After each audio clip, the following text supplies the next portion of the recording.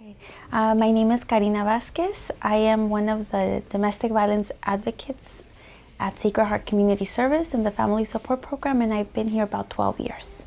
I never thought I would work with survivors of violence. I always thought I would work with teens, but I started working here, and I loved working with women.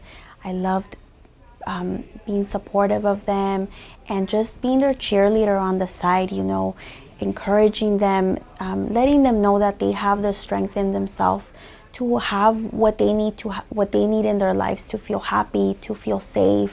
Part of being an advocate for survivors of domestic violence, my job includes helping survivors set goals for themselves, whatever they feel that they need for their life and their safety and the safety of their children. And my days I spend them going to court for restraining orders, helping survivors create safety plans, helping them connect to resources in the community, whatever they need, support, accompaniment, I'm there for them. Typically in the family support program, we get about 150 cases a year, and those might all look really different. For some of the families, it might just be a quick touch and refer, where they'll just need some guidance on where to go in the community. And for some of the families, it might require more intensive case management services. And for myself, I typically see between 4 to 7 new families every month.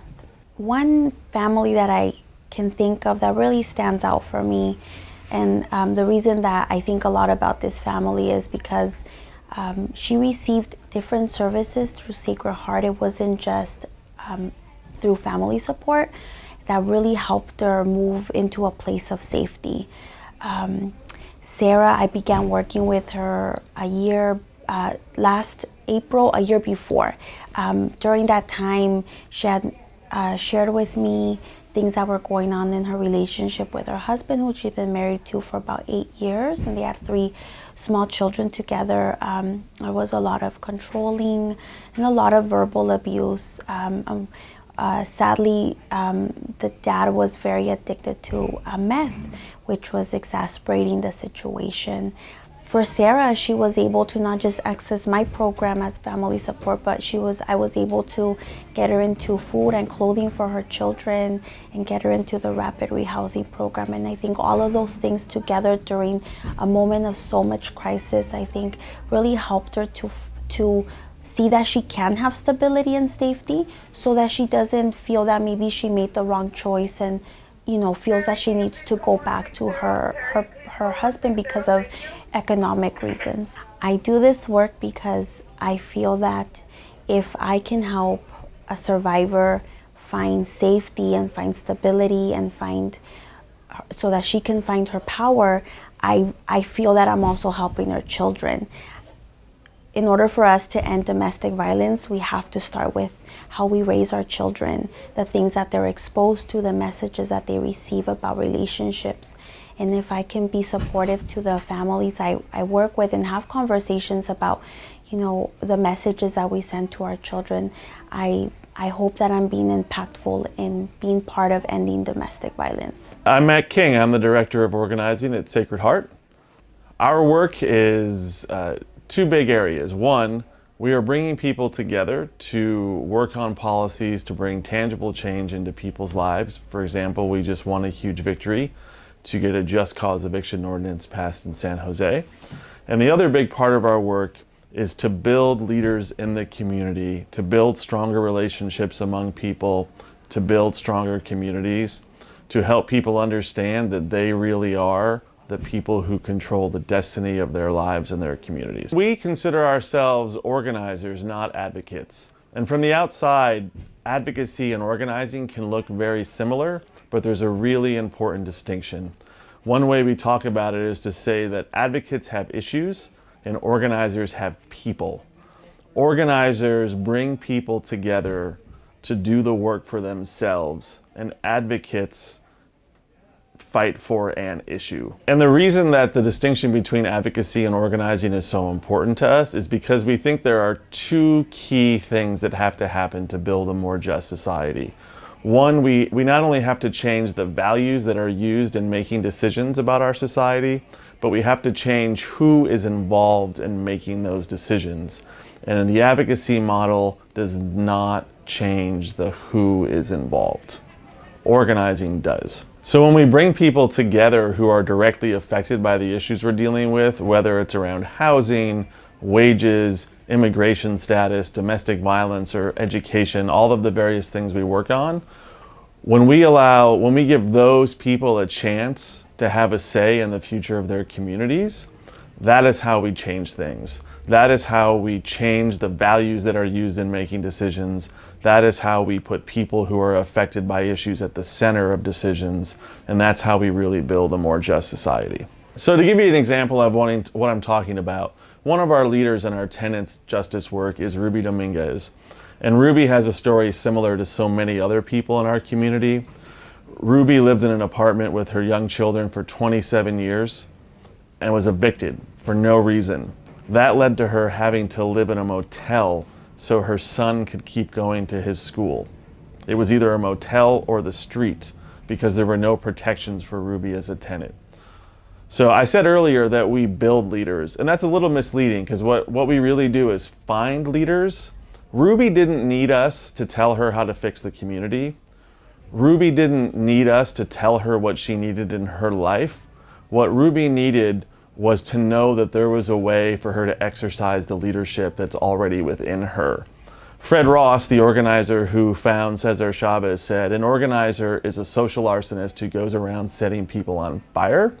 And that's the way we try to think about the work. Ruby already had everything she needed to be a leader. We just brought her the match. And now because we found Ruby, because we got her involved in the work, she in turn is organizing her neighbors. She in turn is setting other people on fire with her leadership. And it was because of Ruby and because of other people like Ruby that the city council just passed this just cause eviction ordinance to give everybody in San Jose the protection that Ruby didn't have when she had her young children. I'm an organizer because being involved in this work is the first chance I've had in my life to understand my own values and to articulate my own values and to work every day to move towards a world that is the world I want to live in.